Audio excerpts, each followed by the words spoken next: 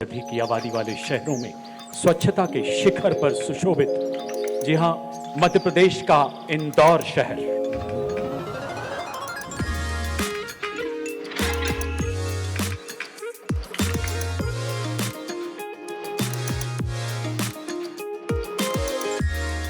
तो इंदौर को छठवीं बार देश के सबसे स्वच्छ शहर का खिताब मिला है। लगातार 6 बार इंदौर को एक खिताब मिला है। बता दें कि दिल्ली में आयोजित इस कार्यक्रम में राष्ट्रपति द्रौपदी मुर्मू के द्वारा इंदौर के महापौर पुष्यमित्र भार्गव ने ये खिताब लिया।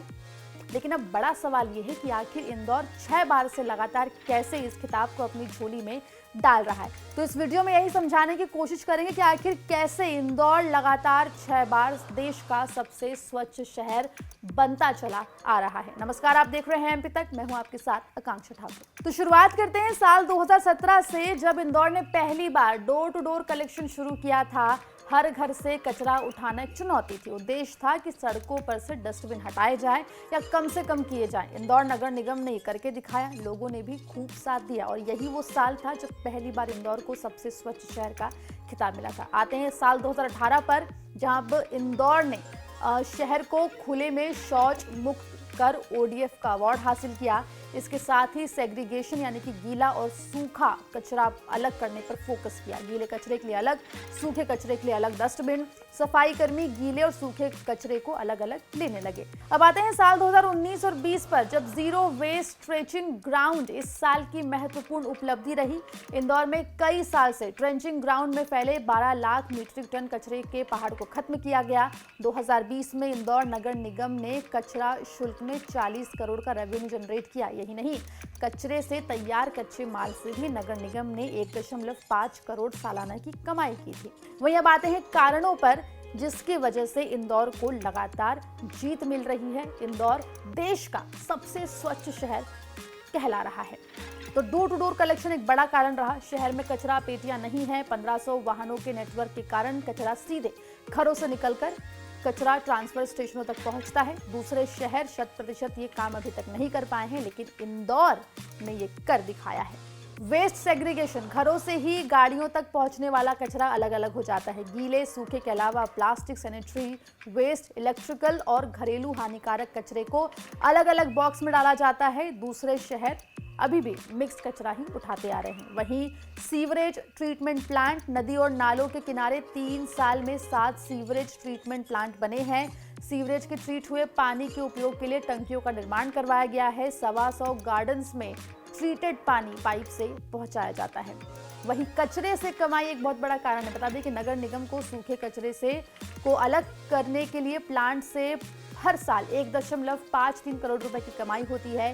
गीले कचरे से बायो सीएनजी के प्लांट से हर साल 2.5 करोड़ रुपए से भी ज्यादा की कमाई होती है। वहीं बायो सीएनजी प्लांट से बाजार मूल्य से 5 रुपए कम कीमत पर मिलने वाली सीएनजी गैस से साल भर में 1.5 से 2 करोड़ रुपए की बचत निगम को होती है।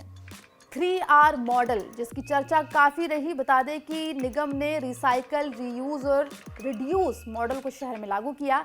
1000 से ज्यादा बैकलेन में सीमेंटीकरण, सफाई और उनमें पेंटिंग बनवाई गई। बेकार की चीजों से कलाकृतियां बनाई गई। शहर में 3R मॉडल पर गार्डन्स बनाए गए। रहवासियों को गीले कचरे से खाद बनाने के लिए प्रेरित किया गया।